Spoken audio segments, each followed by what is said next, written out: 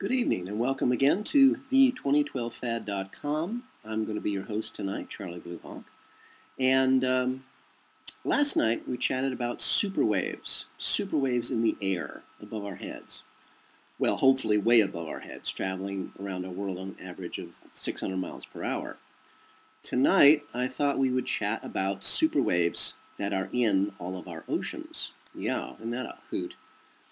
And I'm not talking about the super secret submarines that actually have flexible skins and can dive down to the bottom of the oceans like 32,000, 35,000 feet, not even notice it. I'm actually talking about naturally occurring rivers that exist in every major body of water on the Earth. Imagine a river within a river, as you will. The strongest, or perhaps the most obvious of these, are located in the Great Lakes between the United States and Canada. These massive landlocked seas have been known to swallow entire cargo ships whole, leaving no trace. This is the classic superwave. This is what people have attributed to UFOs, the Bermuda Triangle, death rays, whatever. No, it's just, again, a natural occurrence of the processes of the Earth. And again, we're dealing with water, lots of water, moving at the speed of sound. So what causes these superwaves? Well, the truth of the matter is no one really knows. But just last year, a cruise ship, and you know how big those things are, encountered a superwave in the middle of the open ocean. I forget which ocean, I forget what year, I forget what cruise ship. You'll have to look that one up. So yes, you will have to do some research listening to these little video blogs. Anyway, this superwave in the middle of an open ocean nearly swallowed this entire cruise ship whole.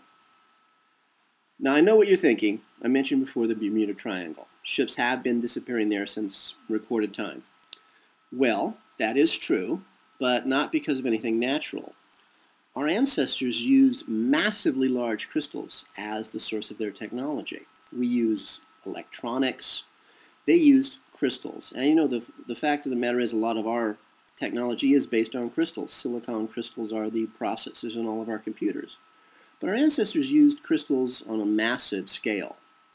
And there are a lot of people who believe that some of their larger crystals, their larger devices, survived the sinking of their continent or the rising of the water. Again, lots of water and not that much land on this planet.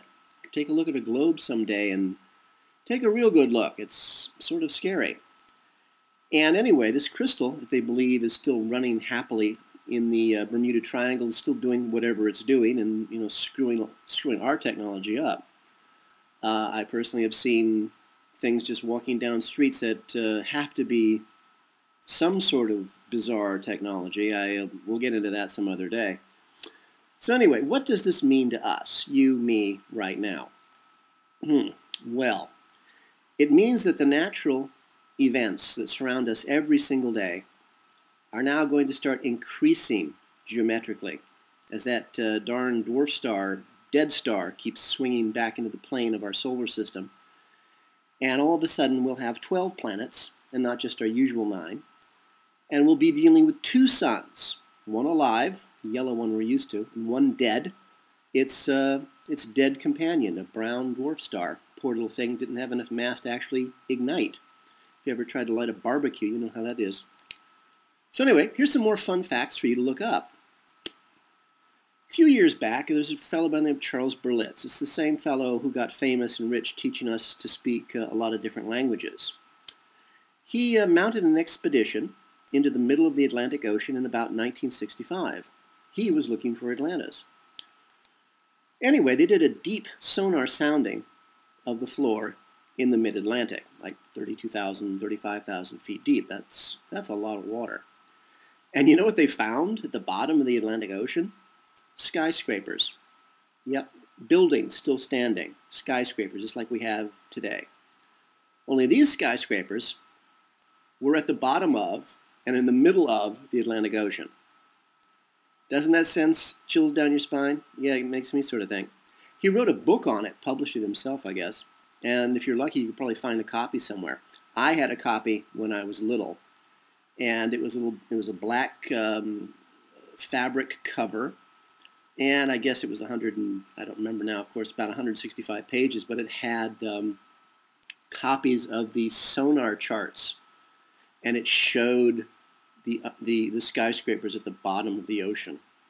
That was really something. I'm going to try to find that book again. Now, another fun fact, look up the USS Thresher. It was back in the late 1950s and was one of the earliest nuclear-powered submarines in the United States. It was reported lost off the coast of the USA in the Atlantic Ocean. In fact, it was exploring the huge and very extensive cave systems that honeycomb the entire Earth, but they were entering it from the Pacific Ocean side. USS Thresher was exploring the massive tunnels and cave systems under the west coast of the United States, state of California. And it continued its way underwater in these massive tunnels, these massive, huge tunnels under the United States until it actually reached Nevada. It actually was underwater in tunnels, a nuclear-powered submarine. Again, these things are pretty big. It was navigating these rivers under the west coast of the United States. Got as far as Nevada, then it disappeared without a trace and was never heard or seen from again. I imagine they weren't too keen on sending a rescue ship. So imagine for a second that this is, again, a natural occurrence of our Earth, that our entire world is a network of natural, and in some cases man-made tunnel systems, massively huge, big enough for cities to be in and are in. There is a story, for example, from history, that in South America, the ancient Incas, I think it was, in order to escape the Spanish conquistadores, actually moved themselves and their gold into a natural highway that runs all the way from the southern tip of South America in Argentina all the way to the very center of the United States. Seems that you can walk the entire way, and there are natural streams.